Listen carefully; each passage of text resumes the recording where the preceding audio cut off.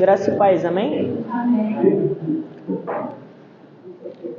Estamos novamente com mais um culto, mais uma oportunidade de ouvir a voz de Deus. E hoje nós vamos dar início nos estudos da carta de Paulo aos Gálatas. Como já dito, nosso último estudo foi em 1 e 2 Timóteo, as últimas palavras de Paulo. E agora nós vamos estudar a primeira carta escrita por Paulo. E nós veremos os desafios, nós veremos tudo o que estava acontecendo com os Gálatas. Explicando para a igreja mais ou menos como que eu vou fazer 2 sermões introdutórios. Um para a gente entender qual que é o tema da carta, que fala sobre liberdade.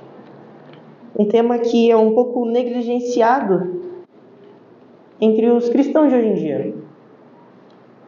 E falar sobre liberdade é algo super importante.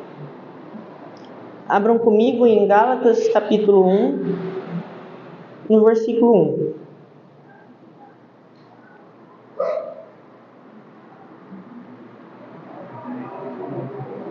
Vai dizer assim: Eu, Paulo, apóstolo, nomeado não por um grupo de pessoas, nem por alguma autoridade humana, mas pelo próprio Jesus Cristo e por Deus, o Pai, que ressuscitou Jesus dos mortos. Escrevo esta carta com todos os irmãos que estão comigo às igrejas da Galácia. Que Deus, o Pai e nosso Senhor Jesus Cristo, lhes dêem graça e paz. Jesus entregou sua vida por nós, por nossos pecados, a fim de nos resgatar deste mundo mau, conforme Deus, nosso Pai, havia planejado. Toda a glória a Deus para todos sempre. Amém.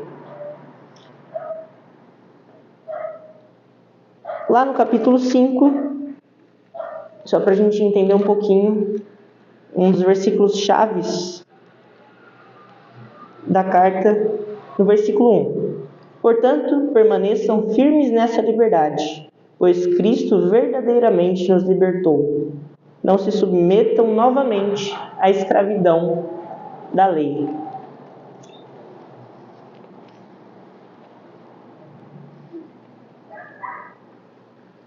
Liberdade. Vou falar um pouquinho sobre o que eu escrevi, né? Sobre a carta. A autoria paulina desta carta é indiscutível. Dentre as pessoas que estudam, né, as cartas, que estudam a Bíblia, todas chegam a essa conclusão de que foi o apóstolo Paulo que escreveu a carta aos Gálatas. Isso muda algumas coisas, né? Paulo, por meio do Espírito Santo, inspirado pelo Espírito Santo, escreveu aproximadamente no ano de 49 a 51 depois de Cristo, dependendo das fontes históricas que a gente for pegar. Então, pouquíssimo tempo em que Jesus havia morrido e um pouquinho já depois de que Paulo ter se convertido. Em Atos, a gente vai ver Paulo na sua primeira viagem missionária, e é nesse período que Paulo, na sua primeira viagem missionária, passa na igreja dos Gálatas, passa as igrejas da Galácia, prega, funda a igreja, deixa os estáveis e prossegue a sua viagem. Então, nesse período foi quando Paulo implementou a igreja aos Gálatas. Terminando sua viagem, quando estava voltando a Jerusalém, ele recebeu uma notícia de que a igreja em que ele havia instruído e plantado estava se desviando do evangelho da verdade. E por isso que ele vai escrever a carta aos Gálatas. No próximo sermão, a gente vai entrar mais detalhadamente nisso, em cada assunto, em cada ponto. E nessa carta, Paulo vai defender também o evangelho que ele pregou no capítulo 1. No capítulo 2, ele vai defender o evangelho, vai defender o seu apostolado. Ele vai defender tudo isso de uma maneira bem enfática. Ele vai trazer perguntas retóricas, exortações solenes e a observável demonstração de seus sentimentos. Veremos a argumentação de Paulo a respeito da lei e da defesa da liberdade cristã. Então, liberdade é o grande ponto dessa carta, a liberdade que Cristo nos trouxe. O propósito da carta é revelado no capítulo 1, versículo 6, onde os Gálatas estavam se desviando do verdadeiro evangelho. Observação sobre a carta aos Gálatas, por que ela é tão importante para a igreja, principalmente hoje. Primeiro, porque ela é totalmente inspirada e provinda de Deus. E segundo, que a carta aos Gálatas tem sido descrita com razão como sendo a carta magna da liberdade cristã. E enquanto seus ensinamentos forem obedecidos, o cristianismo jamais ficará sujeito a qualquer tipo de servidão. Quando a gente vai entender sobre a liberdade que Paulo vem ensinando para nós, qualquer tipo de servidão, seja ela a escravidão a pessoas, a líderes religiosos, seja a escravidão a dogmas pragmáticos, seja servidão a qualquer coisa que não seja a Cristo. A carta aos Gálatas vai nos ajudar a não cair, a não ser pego por essas armadilhas. Então, para que a gente não caia em profunda tristeza de um dia estar vivendo o evangelho e ser enganado e começar a viver um evangelho falso, a gente precisa se atentar a não só a carta aos Gálatas, mas a toda a palavra de Deus. Precisamos nos atentar. Novamente, por que trazer um sermão um pouco temático sobre liberdade? Porque quando eu falo liberdade, a nossa mente não consegue ilustrar algo. Então, para que os irmãos entendam completamente qual que é o plano de fundo, qual que é o teor da carta, eu preciso explicar sobre o que é liberdade, e principalmente na visão de Paulo. Liberdade. Se eu falar para os irmãos imaginarem uma árvore, os irmãos vão conseguir imaginar o sentido literal do que significa uma árvore e vão conseguir imaginar uma árvore. Um tronco, galhos, folhas. Mas se eu falar para os irmãos liberdade, a nossa mente não consegue desenhá-la por ser uma palavra abstrata. Então, por meio de algumas coisas, a gente vai entender o que é liberdade. O foco central dessa epístola é reafirmar a verdadeira mensagem das boas novas, a redenção para os homens por meio de Cristo, o qual, por meio do seu sangue e do seu corpo, reinstaurou e planificou a nossa liberdade para com Deus. Então, como a gente já leu em Romanos, nas oportunidades que a gente teve, como a gente já leu em Coríntios, que onde o Espírito do Senhor habita, ali a liberdade. Onde o Senhor está, ali a liberdade. Como as palavras do próprio Cristo, que vão dizer que conhecereis a verdade vos libertará. Quem for verdadeiramente liberto pelo Filho, ou quem for liberto pelo Filho, verdadeiramente será livre. E as demais coisas. Então, ser livre. O que é ser livre? Quando a gente for pesquisar o que é ser livre, a gente vai encontrar algumas definições. E em cima dessas definições, eu quero trazer à igreja a um pensamento. Por meio dessa reflexão, podemos compreender melhor os argumentos e o apelo de Paulo aos Gálatas. Trocar a liberdade em Cristo pela escravidão, seja a lei, ao pecado ou a qualquer outra coisa, é irracional. É tornar o sangue de Cristo comum e profano. Então, é justamente por isso que a gente vai ter um sermão sobre liberdade, para que a gente possa entender melhor o porquê que Paulo fala, ó insensatos Gálatas. Por que ele vai falar, eu não quero sofrer as dores de parto novamente que eu sofri para gerar vocês? Por que Paulo chama a igreja de uma maneira muito veemente a liberdade? Justamente por conta disso. Se a gente for procurar, geralmente o conceito de liberdade está relacionado a não estar sob o jugo ou ser escravo de um outro alguém. Geralmente a gente imagina por isso. É livre aquele que não está sobre o controle de alguém. No entanto, para nós cristãos, há um sentido diferente. Para alcançarmos a excelência da liberdade, devemos nos sujeitar ao jugo suave e ao fardo leve do nosso Senhor Jesus Cristo. Quando nos tornamos seus servos ou escravos, que é semelhante, seremos cheios do Espírito Santo, receberemos as maravilhas de amor do nosso Senhor, o nosso Deus.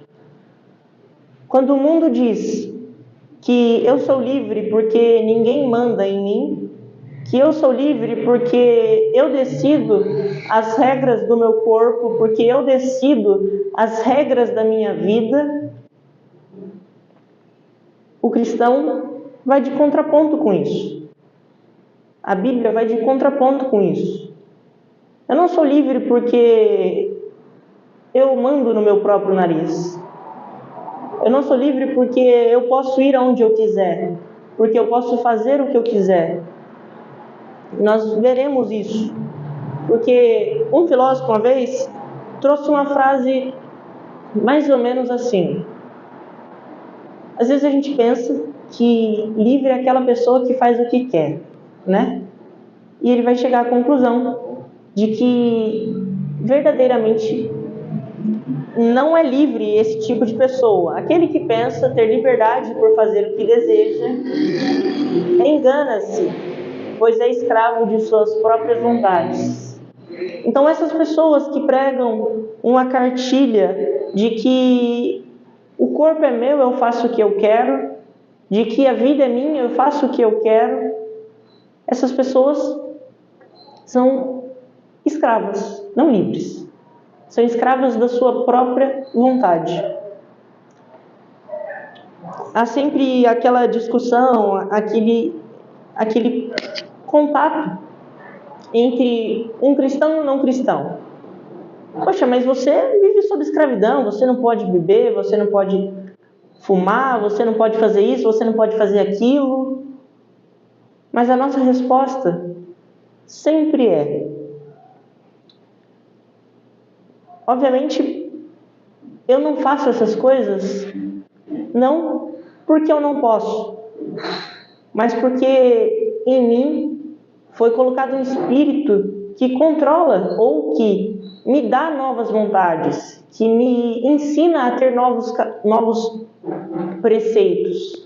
E esses preceitos não têm parte com esse tipo de coisa. Nós não fumamos, nós não bebemos, nós não praticamos relação sexual fora do casamento, nós não fazemos esse tipo de coisa não porque nós não podemos, mas porque o Espírito de Deus mudou o nosso interior, porque o Espírito de Deus tirou essas coisas que eram contrárias à vontade e aos preceitos de Deus do nosso coração. Por isso, e nós, por meio do Espírito Santo, conseguimos não mais praticar isso, não mais ser dependentes dessas coisas. Tem uma charge que vai basicamente dizer isso. Se o cristão que é o escravo, por que o alcoólatra não tenta ficar 90 dias sem a sua bebida? Por que o fumante não tenta ficar 90 dias sem o seu cigarro? Por que o imoral não tenta ficar 90 dias sem a sua pornografia? Por quê? Porque eles não conseguem, porque eles não são livres. São escravos do vício, escravos do pecado. Então, a liberdade não é, ou não é só, a gente ser livre, não estar sobre o jugo de ninguém. Liberdade é a gente não só fazer o que a gente quer, mas fazer também o que a gente não quer. O que eu quero dizer com isso? Aquele que faz só o que quer, nós descobrimos que ele é escravo das suas próprias vontades. E aquele que faz só o que ele não quer, também vai ter uma vida, ele também vai ser escravo. Mas o cristão é diferente. O cristão não faz só o que ele não quer. Porque o Espírito muda e nos dá a vontade de buscar a Deus. Por mais que a nossa carne grite totalmente diferente do nosso espírito. Mas o Espírito nos molda a querermos buscar a Deus. E o cristão está nessa linha tênue entre não fazer nada do que quer e fazer tudo o que quer. Ele está no ponto certo da liberdade. Entre nós estão aqueles que são escravos das suas próprias vontades e aqueles que são escravos de não poder fazer nada. Nós podemos. Algumas coisas nós não queremos porque não nos convém. Mas enfim. Então, a gente vai conseguir exercer a excelência, o nível máximo da nossa liberdade, sendo servo de Deus. Ou, em outras palavras, sendo escravo de Deus.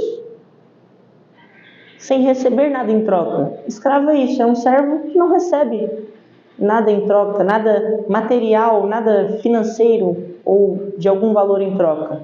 Nós, obviamente, recebemos. E se recebemos, uma esperança eterna, um amor incondicional e uma graça transformadora. É isso que nós recebemos. Por isso que Paulo, em suas cartas, ele vai usar essa linguagem. Eu, escravo de Cristo, vos tenho. Ele vai usar essa linguagem. Eu, escravo de Cristo. Justamente por conta disso. Então, aquele que pensa que é livre, porque ninguém manda nele mesmo, porque ninguém manda nele, ele é escravo de si mesmo. Escravo do próprio ventre. Se o meu ventre quiser, não há o que eu faça, eu vou ter que fazer. Isso é ser escravo. Em outros sentidos, sobre a liberdade, é a ausência da necessidade para pagar a entrada a algum lugar ou para ser algo. Hebreus capítulo 10 nos deixa evidente que dentro desse sentido fomos totalmente libertados pelas obras de Cristo. No versículo, se não me engano, 19, vai dizer mais ou menos assim: portanto, irmãos, temos plena confiança, ou dependendo da tradução, liberdade, para entrar no lugar santíssimo pelo sangue de Jesus, por um novo e vivo caminho que Ele nos abriu por meio do véu, isto é, do seu corpo.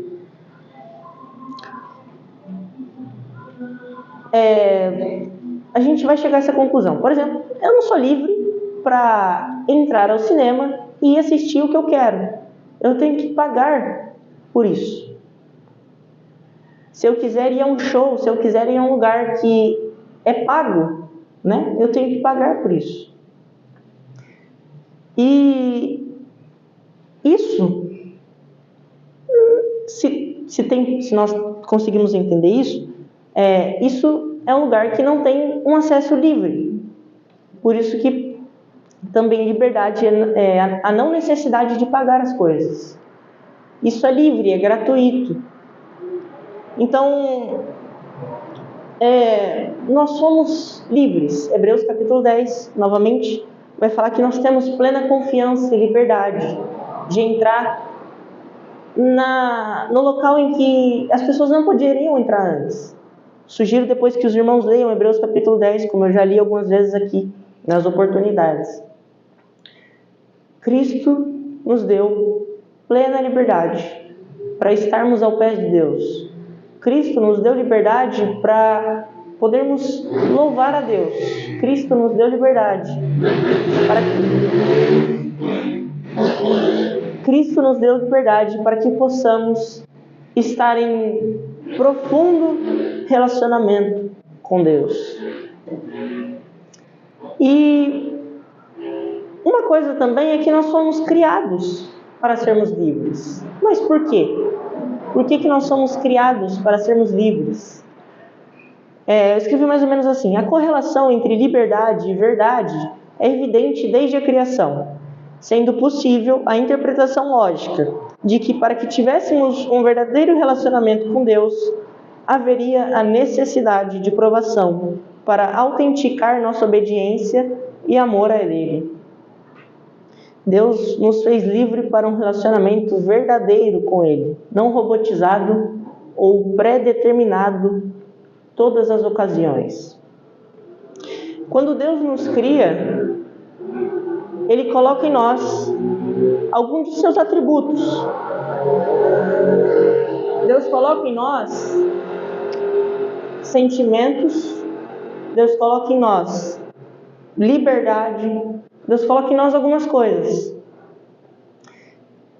E isso é para que a gente, se provado, a gente tenha um relacionamento verdadeiro com Deus. Por exemplo, qual o sentido de Deus criar um ser humano, mas Deus já predeterminar tudo o que ele tem que fazer? Deus predeterminar que aquele ser humano tem que gostar dele, tem que aprovar ele. Se nós escolhermos apenas pessoas, que gostem de nós, para o nosso ciclo, para a nossa vivência, a gente pode encontrar falsidade nesse meio.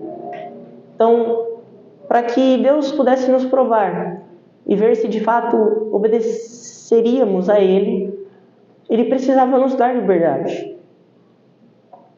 Então, por isso que o homem recebeu liberdade, mas, tendo a liberdade, foi enganado pela serpente e pecou, Deixou o pecado adentrar. Deus nos fez livres. Chegamos a essa conclusão que Deus nos fez livres para ter um relacionamento verdadeiro com Ele, de que a liberdade era necessária para chegarmos à verdade. E nós falamos sobre queda, mas após a queda ainda éramos livres? Será que ainda somos livres? Romanos capítulo 7 vai falar bastante sobre isso, Romanos capítulo 5. Romanos por inteiro vai falar bastante sobre isso, sobre o pecado de Adão e de Eva ter nos causado muitos males, ter nos causado a nossa natureza humana. No entanto, após sermos reprovados por nossa obediência, o pecado adentrou na nossa vida, maculando características que Deus colocou em nós, como a liberdade, sentimentos, pureza e dentre outras coisas. Então, desses sentimentos, desses atributos que Deus colocou em nós, o pecado, por conta da desobediência, maculou todos eles. Por exemplo, se a gente for estudar sobre o caráter de Deus, nós sabemos que Deus se ira, mas Deus não peca. Nós sabemos que Deus se vinga, mas não injustamente. Nós sabemos que Deus ama, incondicionalmente, mas que Ele coloca pressupostos para perdoar. Dentre todos os sentimentos de Deus, em nenhum Ele leva Ele a pecar. Nenhum leva Ele a ser injusto ou imperfeito. Nenhum controla Ele. Mas nós, por conta do pecado, nós nos iramos e somos muito ágeis a pecar. Nós amamos, mas parece que é um amor defeituoso. Parece que é um amor que escolhe quem quer amar. Nós nos vingamos e toda vingança não cabe a nós, cabe somente a Deus, porque somos falhos por conta do pecado. E juntamente, como os sentimentos foram alterados por conta do pecado, a pureza também foi alterada por conta do pecado. O ser humano já não consegue mais ser puro. E com isso, a liberdade, que é o nosso ponto principal, também foi afetada. Nossa liberdade imaculada já não podia nos levar a Deus e nos afastar do pecado. A depravação total revela nossa grande imersão no pecado. Deixamos de ser verdadeiramente livres. Então, quando Adão e Eva pecou, sobre nós também está essa natureza humana. A nossa liberdade já é incapacitada. Alguém de livre e espontânea vontade não consegue ir a Deus. Alguém de livre e espontânea vontade não consegue e não pode escolher a Deus. Mas para isso vem o Espírito Santo e, enfim, a gente vai chegar nessa parte também. Então, nós não temos mais a liberdade que Adão e Eva tinham. Nós não podemos escolher, nós não podemos, por livre e espontânea vontade, obedecer a Deus. De nossa natureza, por parte da nossa natureza humana. Com isso, nós nos tornamos escravos. Vamos falar um pouquinho sobre o que é escravidão, de quem que nós nos tornamos escravos. Concorrentes, somos presos e escravizados pelo pecado. Agora a morte tem poder sobre nós. Por nossa tendência pecaminosa, nos afastamos de Deus, rejeitando o seu amor e seus preceitos. Servos do pecado, nos deleitamos em tudo que Ele oferece. Os prazeres mundanos e carnais foram a fonte do nosso mover. Isso fez separação entre Deus e os homens. Ser escravo de Cristo, nós entendemos que não é algo ruim. Pelo contrário, tem um sentido totalmente contrário do que o mundo pensa. Ser escravo de Cristo é ser verdadeiramente livre. Mas e ser escravo do pecado? E ser escravo da morte? Quando nós somos escravos do pecado, mais adentro nós nos emaranhamos com o pecado, mas nós somos dominados por ele. E nós entendemos que a nossa pureza foi maculada pelo pecado e a gente não consegue mais nem desejar o que é bom. Isso é ser dominado pelo pecado. Isso é ser escravo do pecado, da nossa natureza humana caída. Nós somos escravos. Nós não podemos mais desejar o que é bom. Nós não podemos mais fazer o que é bom. Nós não podemos mais fazer outra coisa senão o pecado. E é justamente isso que faz separação entre nós e Deus. Isaías vai falar que os ouvidos do Senhor não estão tampados, que a mão do Senhor não está ressequida ou encolhida para que não possa ajudar.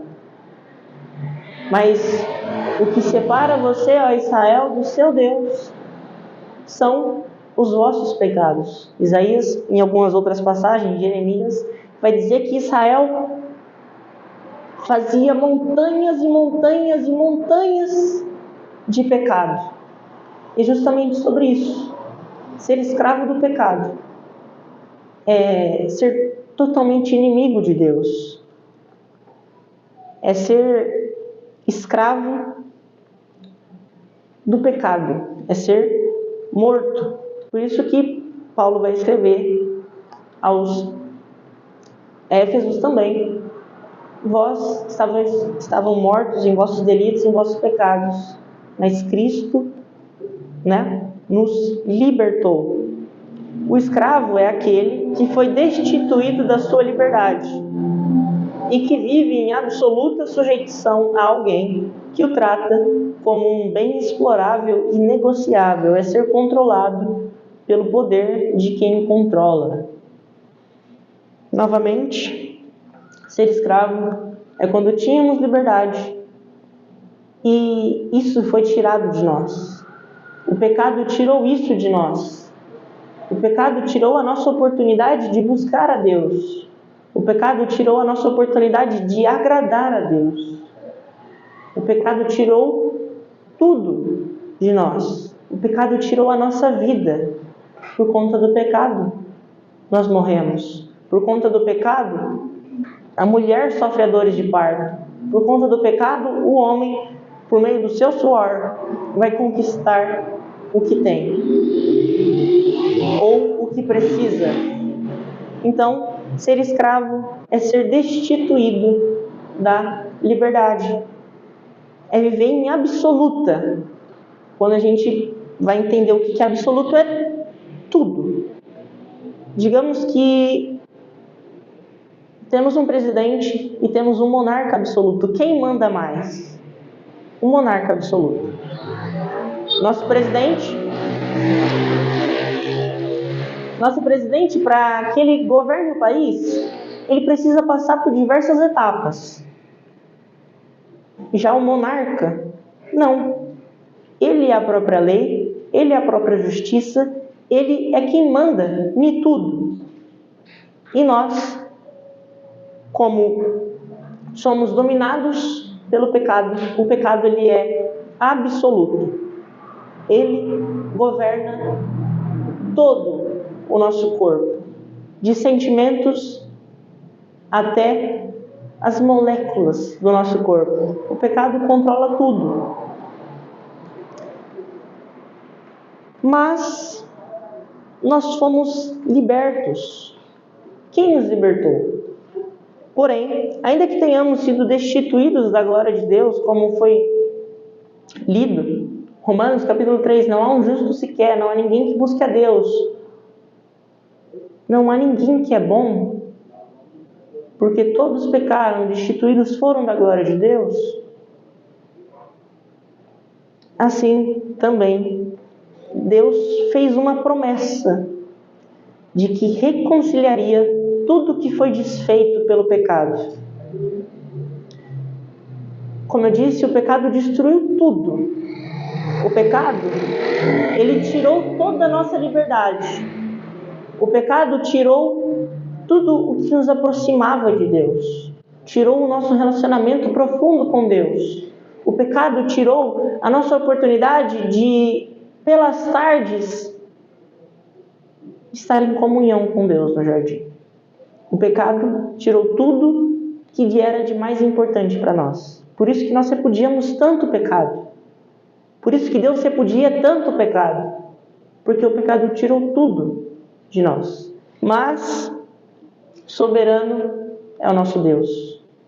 Assim como Ele disse que por conta do pecado o homem morreria, assim como Ele disse que por conta do pecado a mulher teria que sofrer as dores de parto, assim Ele disse para a serpente também: será entre os animais mais desprezíveis, rastejará pelo chão, Gênesis, se não me engano, capítulo 3, nesse mesmo contexto, Deus vai dizer assim: farei que haja inimizade entre você e a mulher, e entre a sua descendência e o descendente dela. Ele lhe ferirá a cabeça, e você lhe ferirá o calcanhar. Cristo é esse descendente. Cristo é o homem que livraria a humanidade do pecado. Cristo seria a pagação, a apropriação, a expiação pelos nossos pecados. Cristo, no Getsemane, em profunda angústia e oração, pisou na cabeça da serpente. A serpente lhe feriu o calcanhar, mas Cristo venceu, ainda que crucificado, ao terceiro dia ressuscitou.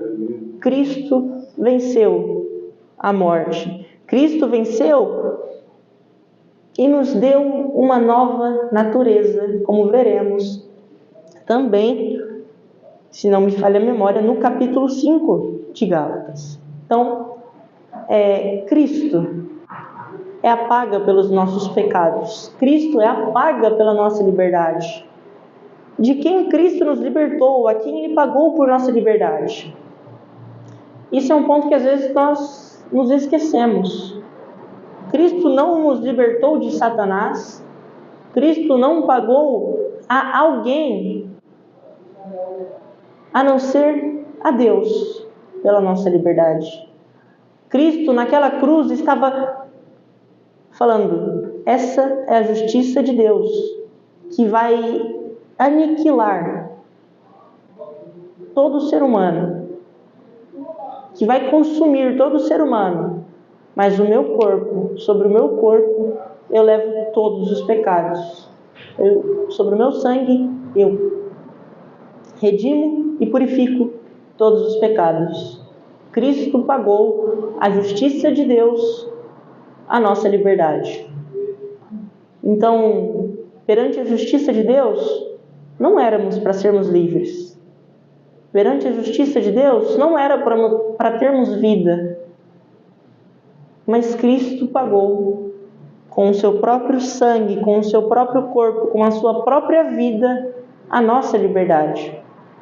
A promessa de que mandaria o Messias, o seu Cristo, para a reconciliação da humanidade apontava para Jesus Cristo. Nele foi consumado essa promessa. Sua morte e seu sangue derramado, validando seu sacrifício, nos remiu e nos libertou das algemas do pecado. Quando o pecado nos algemava, éramos escravos. Assim como Paulo estava preso na masmorra marmentina, algemado, sem poder nem ver a luz do dia direito, assim éramos nós. Estávamos no lamaçal do pecado, como vai dizer tanto o profeta quanto o salmista. Estávamos cheios de correntes, nos pés e nas mãos. A nossa boca estava tapada. Nós não poderíamos mais glorificar a Deus. Os nossos olhos não poderiam ver mais a justiça de Deus. Estávamos todos mortos por conta do pecado. E Cristo, de maneira gloriosa, triunfou sobre a morte. Coríntios capítulo 15 vai falar sobre Cristo nos livrar. Cadê a morte o seu aguilhão? Cristo nos livrou da morte. A morte que, depois de Adão, estava condenada a toda a humanidade, Cristo nos livrou dela. Cristo nos livrou do medo. Cristo nos livrou do medo da condenação. Do medo de sermos pegos pela ira de Deus. Cristo nos livrou desse medo, da condenação. Cristo nos livrou da tendência desobediente contra Deus. Isso é o Evangelho de Cristo. Cristo nos livrou. Cristo nos libertou. Cristo deu a nós um novo e vivo caminho. Um novo e vivo caminho. E uma pergunta, obviamente, retórica, já que a gente entendeu mais ou menos por cima o que é liberdade, como que Cristo nos libertou, que fomos livres por Cristo, que éramos totalmente escravos do pecado. Agora, portanto, a pergunta faz-nos refletir quanto à nossa vida prática com a liberdade em Cristo.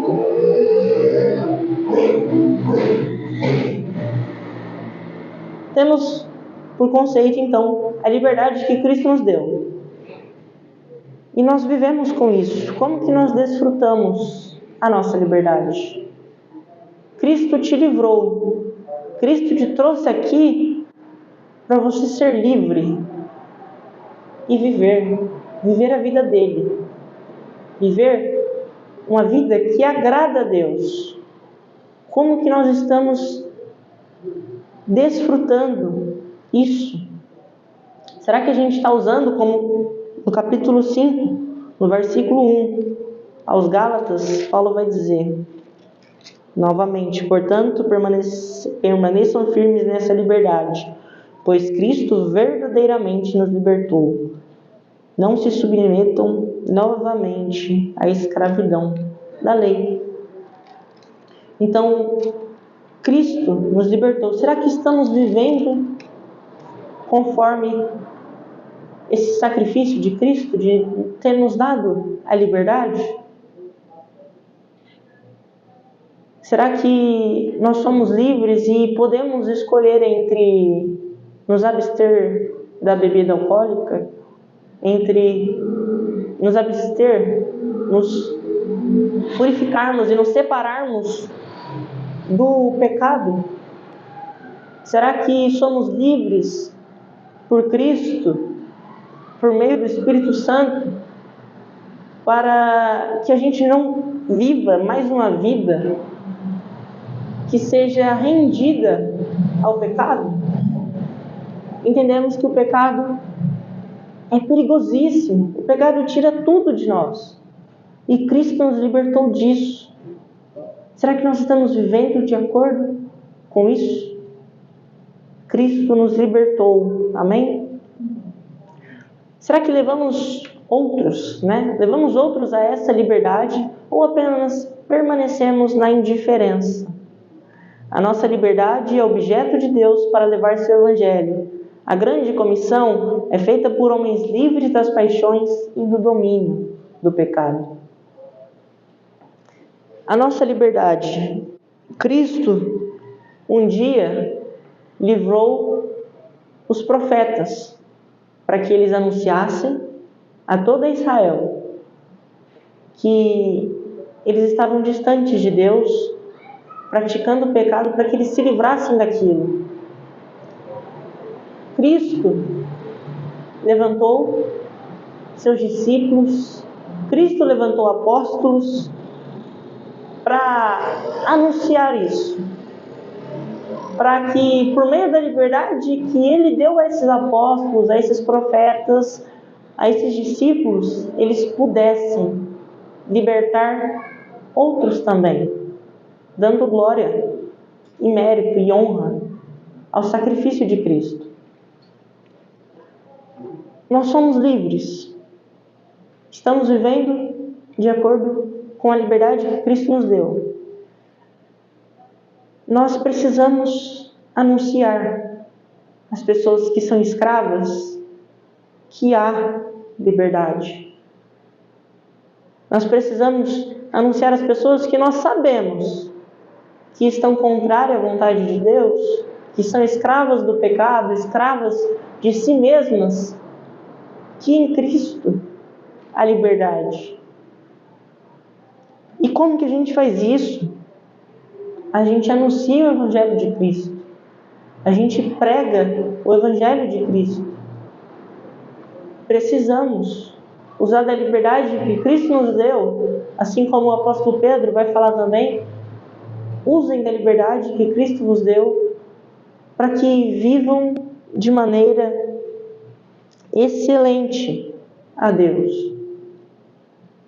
Precisamos usar dessa liberdade. Usar dessa liberdade de não ser mais escravo de um pensamento, não ser mais escravo de prazeres sexuais, não ser mais escravo de mentira, não ser mais escravo de tudo que desagrada a Deus, para que nós possamos pregar a essas pessoas que Cristo, assim como nos libertou, assim como tem libertado a muitos outros, também quer libertar os outros. Quem é escravo do pecado? Então, nós não podemos ficar na indiferença. Eu fui livre e eu vejo pessoas que não são livres e eu não fazer nada em relação a isso. Eu tenho que anunciar o Evangelho que liberta. Conhecereis a verdade e a verdade vos libertará. Assim como Cristo nos chamou para sermos sal da terra e luz do mundo, precisamos usar da liberdade que Cristo nos deu para levar outras pessoas à liberdade. E sobre não buscar ansiosamente a presença íntima de Deus em nossa vida e o seu Espírito, é tratar como profano e comum o sangue de Cristo que nos libertou. Indiferença. Tem gente que foi livre do pecado, tem gente que foi livre dessa vida pregressa de transgressões, mas, como Hebreus capítulo 6 vai dizer, a gente precisa prosseguir, a gente precisa ir além, buscar mais a Cristo, para que não nos apostatemos da fé. Enfim, fomos livres. Hebreus capítulo 10 vai falar que nós temos confiança, que nós temos liberdade para entrar na presença de Deus. Que nós temos confiança para entrar no nosso quarto, fechar a porta e falar a sós com Deus. Temos liberdade para isso. E nós precisamos usar dessa liberdade para ter um relacionamento íntimo, constante, intencional e profundo com Deus. Precisamos sempre, como foi dito, nos aproximarmos mais de Deus, ainda que isso exponha toda a nossa vergonha. Precisamos ir além. Precisamos ir além. Nós somos livres. Se eu fui livre por Cristo, qual o sentido de eu não me interessar ainda mais por Ele? Se eu fui livre por Cristo, qual o sentido de eu não me interessar ainda mais pela palavra de Deus? De eu não me debruçar na palavra de Deus, de eu não ajoelhar e orar, de eu entoar louvores ao nosso Deus. Qual o sentido disso? A gente não foi livre do mundo para preencher cadeira dentro de uma igreja. A gente não foi livre do mundo para preencher cargos dentro da igreja. A gente foi livre do mundo e do pecado para ter relacionamento profundo, íntimo, verdadeiro com Deus, consumando o propósito que Ele colocou na criação. Então, fomos libertos para isso. Nós não mais servimos a nossa carne para isso, por causa disso. Romanos capítulo 7 vai falar um pouquinho sobre lei, sobre pecado, sobre a nossa vida constante contra o pecado. O bem que eu quero, eu não consigo fazer. E o mal que eu não quero, esse eu faço. Paulo vai falar sobre a justiça, sobre o pecado e sobre a nossa incapacidade. Ainda que liberto por Deus e vivendo no Espírito, ainda lutamos contra o pecado que tenta nos escravizar. Se nós achamos que o pecado vem a nós para sermos amiguinhos, para termos amizade, e viver felizes, nós nos enganamos. Se nós achamos que o pecado vem a nós, que o mundo vem a nós todos os dias, nos oferecendo coisas boas, porque Ele quer o nosso bem, nós nos enganamos. Os banquetes é só uma imagem das algemas. É só uma imagem que esconde as algemas que o pecado tem para nos prender novamente e nos distanciar novamente de Deus. Então, liberdade. Isso é preciosíssimo. Preciosíssimo. No nosso país e em alguns países, dentre a história inteira, a liberdade sempre foi um dos pontos que moveram grandes movimentos, que moveram grandes acontecimentos, que geraram grandes acontecimentos. Para termos liberdade para ler a Bíblia e acesso à Bíblia, todos, o que aconteceu? A prensa de Gutenberg foi feita para que tenhamos acesso à Bíblia, para termos liberdade. Quando países passavam por ditaduras na mão de monarcas absolutos, o que aconteceram? Revoluções em prol da liberdade. Mas nós precisamos também ter esse espírito de buscar a liberdade, não estou falando para ninguém ser revolucionário aqui, obviamente. Cristo não foi um revolucionário, né? Como ele mesmo disse. Mas buscar a liberdade é importantíssimo. Hoje em dia no Brasil se discute muito sobre a liberdade de expressão, sobre poder falar o que pensa. Obviamente, dentro dessas coisas, a liberdade não nos dá abertura para falarmos coisas contrárias à vontade de Deus, né? A falar coisas contrárias à essência boa de Deus, né? Não faz sentido eu querer liberdade para apoiar ditadores, não faz sentido eu querer liberdade para apoiar um partido que matou milhões de judeus. Não faz sentido eu querer liberdade para esse tipo de coisa, obviamente. Mas a liberdade, ela é necessária. As grandes massas são controladas porque é retirada delas a liberdade de pensar. É retirada delas a liberdade. Então, para que nós não cheguemos a esse ponto de sermos controlados, precisamos buscar a liberdade. E nós somos livres por Cristo. O Império Romano, ainda que queria controlar as pessoas por meio do medo, não tirou a liberdade deles de pregar o Evangelho. Não tirou a liberdade de Paulo, de dentro de uma cadeia, como nós vemos, pregar o Evangelho.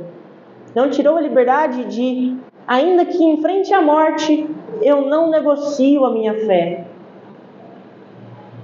Nada pode tirar essa liberdade, a não ser se nós nos afrouxarmos e corrermos em direção ao pecado. Mas enfim, é isso que queremos, né? Porque trocamos nossa liberdade, assim como Esaú trocou sua primogenitura por um simples prato de lentilha. Às vezes, vivendo a nossa vida em relação à liberdade que Cristo nos deu, nós não damos tanta atenção para isso. E nós trocamos, sem perceber, os direitos que Cristo nos deu de ser chamado de filho, de encontrar na casa do Pai lugar para viver uma vida de escravidão, por um prato de lentilha. E a pergunta que era essa: já que a gente entendeu que nós somos livres, que Cristo morreu para que fôssemos livres, será que a gente quer trocar essa liberdade que a gente recebeu? É uma pergunta retórica. Obviamente, quando a gente entende a liberdade que Cristo nos deu, ninguém em sã consciência vai querer trocar isso. Aí que o pecado entra. Aí que as pessoas maldosas entram. A gente em sã consciência, a gente não vai conseguir. Mas pessoas vêm e, como os Gálatas, judaizantes vieram, anunciaram coisas diferentes, e eles foram se afastando dessa ideia de liberdade. E por conta disso, eles estavam trocando o evangelho verdadeiro de Deus. Por isso que é sempre importante a gente estar sempre atento ao Espírito Santo. Porque o Espírito Santo, quando vierem tentar tirar a nossa liberdade, ele vai lutar por isso. Ele vai falar ao nosso coração: ei, isso é perigoso. Ei, não dê ouvidos para essa pessoa. Ei, não dê ouvidos para isso. Não faça isso. Porque senão você estará trocando a sua liberdade. E defender a nossa liberdade em Cristo é também defender a sua suficiência. Nos próximos sermões entenderemos mais profundo isso. Suficiência é esta que professamos no batismo. Quando a gente vai se batizar, eu creio em Jesus Cristo, que acredito que Ele é meu único e suficiente Salvador, de que eu não preciso de mais nada. A liberdade em Cristo é um ponto fundamental para a salvação. Ter a consciência de que não é pela força do nosso braço, a busca da santidade e o relacionamento profundo com Deus fará nos ver que a desconfiguração de alguns conceitos de liberdade ou de alguns conceitos, tanto de lei, falando aos Gálatas, atrapalhará a nossa vida com Deus. Assim como, infelizmente, os judeus entenderam errado o que era lei. Se a gente entender errado o que era lei, assim como os Gálatas entenderam, estavam começando a entender errado, assim a gente vai se afastar de Deus. A gente vai estar pegando a suficiência de Cristo que nós professamos no nosso batismo e enterrando. O legalismo. Vamos ao que é legalismo. Vou falar bem rapidinho. Legalismo. Legalismo é quando a gente encontra leis e a gente tem que praticar elas para que a gente ganhe algum benefício com isso, né? Por exemplo, os judeus achavam que se tornariam justos e bons porque eles praticavam a lei. Só que esse não era o intuito da lei. A gente vai ver nos capítulos 3 e 4. Como a gente já viu em algumas oportunidades, o objetivo da lei é revelar o pecado no homem, é como um espelho que reflete as nossas imperfeições. Então, o legalismo é: para que eu seja considerado um crente cheio da unção, eu tenho que seguir alguns dogmas, eu tenho que seguir algumas práticas. Na Bíblia, o que é um crente cheio da unção? Né? O que a gente pode entender como um crente cheio da unção? Um crente que ora, um crente que lê a Bíblia, um crente que é devoto a Deus. Isso é um crente cheio de unção. Mas quando às vezes a gente chega em alguns momentos, por conta do legalismo, orar, ler a Bíblia e ser devoto a Deus não são mais critérios, ou deixam de ser critérios únicos para eu ser considerado um crente cheio da unção. Para isso, em alguns lugares, né, a gente vai ter que fazer campanhas, a gente vai ter que pagar, a gente vai ter que usar certo tipo de roupa, a gente não vai poder cortar o cabelo. Aqui eu não estou falando sobre usos e costumes, né? Usos e costumes, como a gente vai ler em Coríntios, para a funcionalidade da igreja, não é errado. Mas quando a gente usa desses usos e costumes para querer fortificar a nossa aparência, a nossa fé, a gente chega no legalismo. Então, legalismo é isso.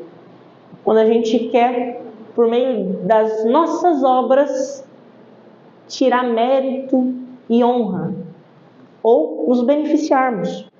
Então, o legalismo é totalmente preocupante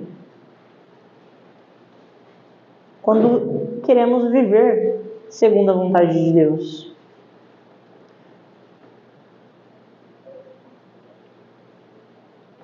Para sermos santos, novamente precisamos do Espírito Santo. Aí às vezes a gente quer colocar, não, eu não vou assistir televisão, é proibido assistir televisão, é proibido eu cortar o cabelo, para que eu seja santo é proibido eu andar de calça jeans, para que eu seja santo é proibido isso e aquilo. Só que, novamente, quando a gente entende o que é ser livre, não é sobre ser proibido de fazer as coisas ou poder fazer tudo o que quer. É sobre ser transformado.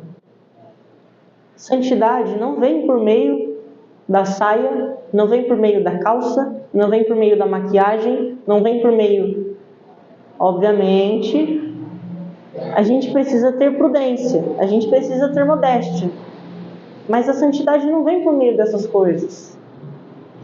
A unção de Deus, o poder de Deus não vem por meio dessas coisas.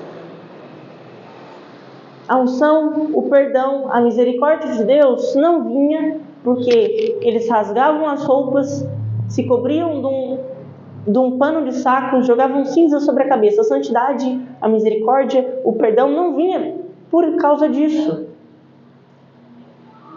Por causa de praticar a lei, por conta de que se eu comer porco, ou se eu não comer, eu vou ser mais santo. Colossenses, vimos um pouquinho sobre isso, sobre a suficiência de Cristo, né? Quando o presbítero Juliano pregou. Então,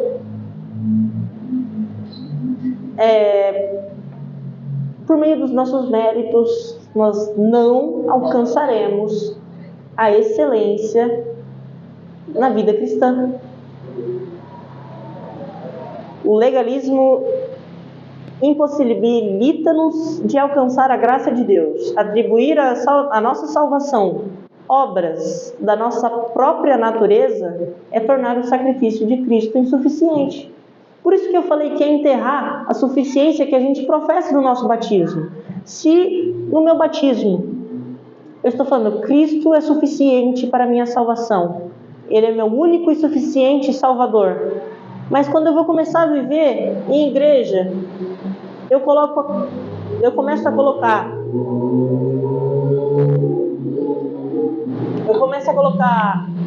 afazeres, eu começo a colocar práticas que me auxiliam a ser mais santos, a ser mais justos, a sermos bons. Isso é legalismo. Eu estou pegando a suficiência que eu proclamei e colocando isso debaixo da terra. Estou enterrando a suficiência de Cristo. É contrariar Isaías, capítulo 53, versículo 2, até o final do capítulo. Se a gente for ler, já leu várias vezes. Por meio do sofrimento de Cristo, por meio de Cristo padecendo. É isso a fonte da nossa salvação. É Cristo morrendo e ressuscitando a fonte da nossa salvação. É a gente entregando a nossa vida a esse Cristo, a fonte da nossa salvação. Não é eu querer colocar novas leis, práticas, costumes, usos e costumes, né, na verdade, para que eu falo, não, eu pratico isso, eu pratico aquilo, eu pratico isso, eu pratico aquilo, eu pratico isso, eu pratico aquilo, por isso eu sou bom, por isso eu sou justo. Tem muita gente que é assim, que esconde a sua arrogância, o seu orgulho, numa falsa humildade de falar que é bom, porque pratica certas coisas. Então, Isaías 53 deixa muito evidente que o povo seria liberto e salvo por meio das obras do homem que teria uma vida de sofrimentos, por meio de Cristo. Cristo combateu veementemente o legalismo. A samaritana no poço, os fariseus hipócritas que oravam, jejuavam e ofertavam, criavam muitos costumes que nem mesmo eles conseguiam seguir. O legalismo nos torna aqueles que mais criticaram Cristo, que queriam fazê-lo vacilar usando perguntas, nos torna naqueles que o crucificaram, é rejeitar a fé. Se a gente se encontra em um ambiente legalista, se a gente se encontra sendo legalista, nós precisamos sair disso, porque isso é negar a fé, é negar a suficiência da fé para a salvação. Eu não preciso, assim como os Gálatas estavam acreditando, que eu tenho que me circuncidar. Cristo combateu isso.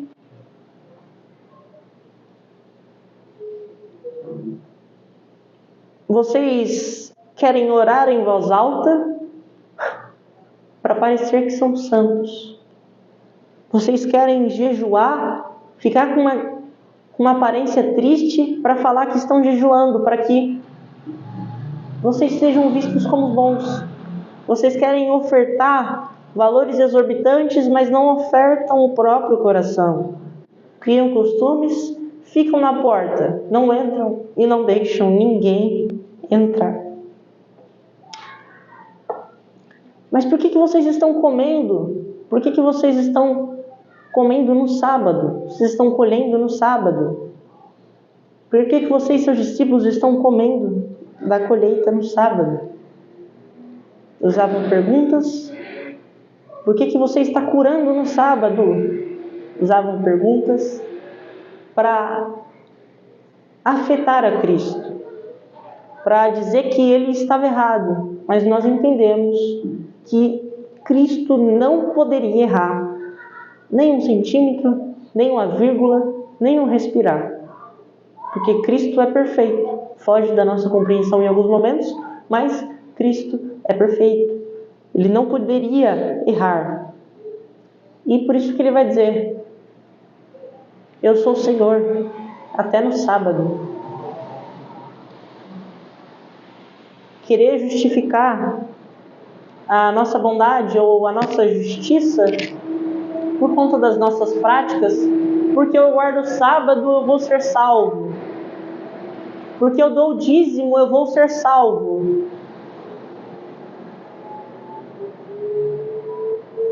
É se tornar aqueles que criticavam Cristo. Quando a gente fala, não, eu sou um servo de Deus, eu engrandeço a Deus. Mas em outros momentos a gente vai estar falando, vocês estão roubando a Deus. Vocês estão roubando quando deixam de entregar a Ele o que é dele. Por isso que vocês têm que dizimar, para que o gafanhoto não venha e devore tudo que você tem. Em alguns casos extremos,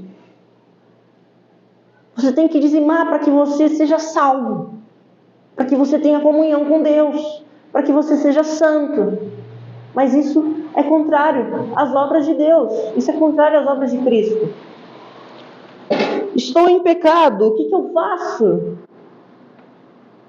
Compre de nós indulgência. A salvação se dá por meio das obras da caridade. Será?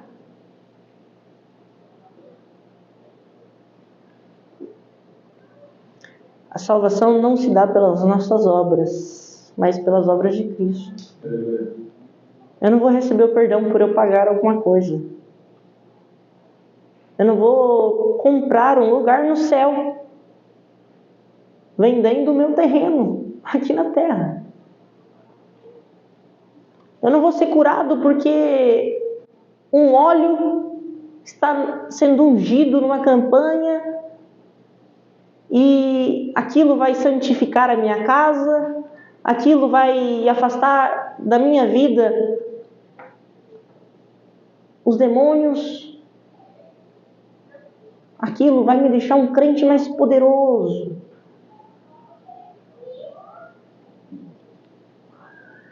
Isso tudo é rejeitar a fé.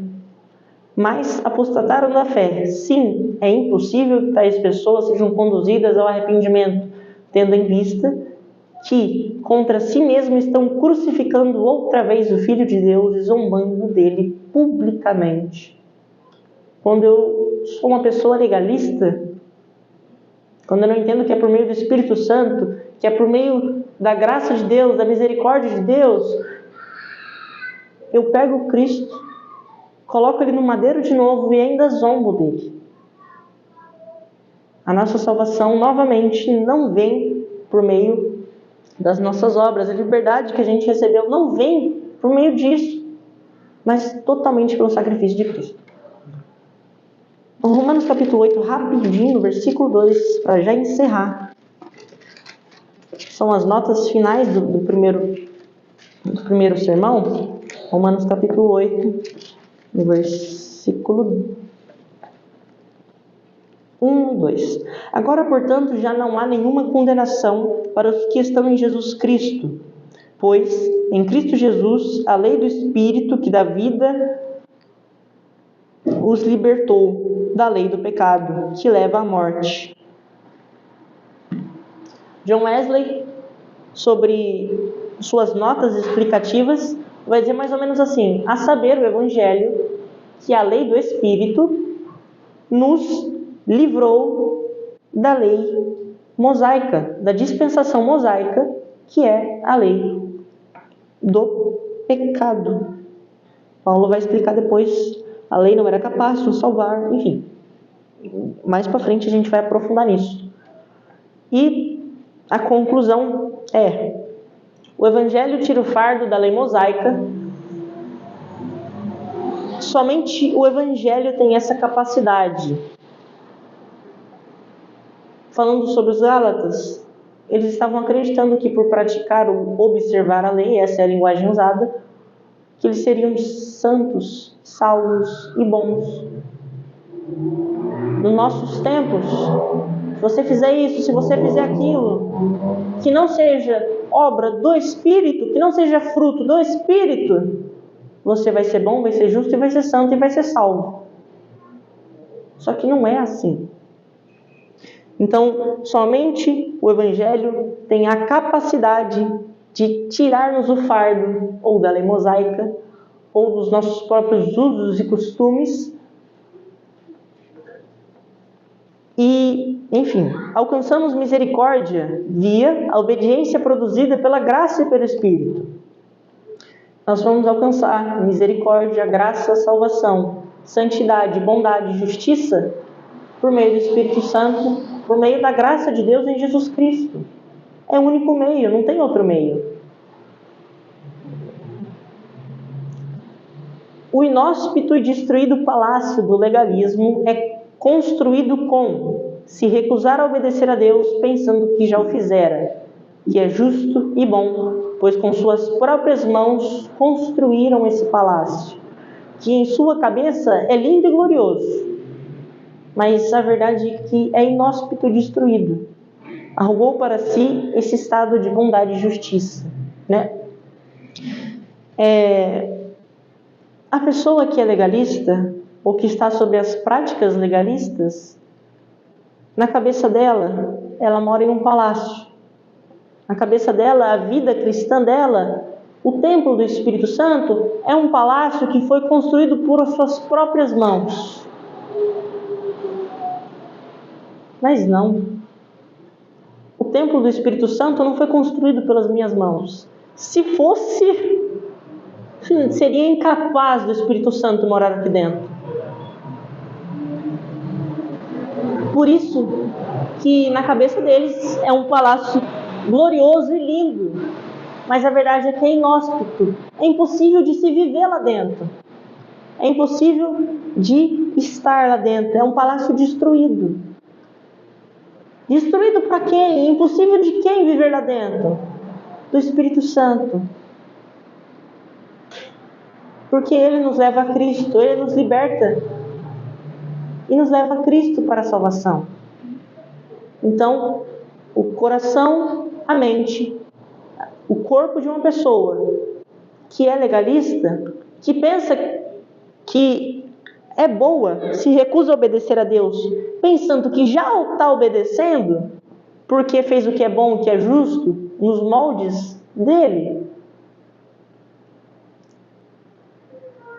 constrói um lugar, constrói um templo, constrói um coração que fica incapaz de Cristo e do Espírito Santo adentrar. Então o legalismo é isso. Se nós queremos um coração que seja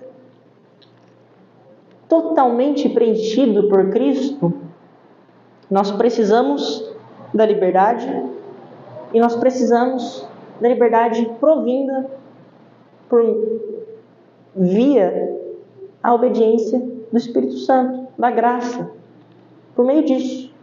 Então, assim a gente encerra concluindo isso. A liberdade que nós ganhamos em Cristo nos dá totalmente acesso à presença de Deus, e nós não podemos nos engraçar com o legalismo, de achar que a gente é bom e justo porque a gente faz as coisas. A fé não é movida pelas obras, a fé não existe por conta das obras, mas a fé produz obras. E essas obras eu não posso me gloriar porque são obras da fé, são poder de Deus. Assim como nós vimos, de que o que importa não é o vaso, é o que está dentro do vaso, é o que está dentro do vaso que produz a beleza do vaso, que produz a importância do vaso. Então, Cristo é o nosso único meio para nos encontrarmos justos, bons e salvos. Nós somos incapazes de fazer isso, amém? Sim, eu agradeço a oportunidade.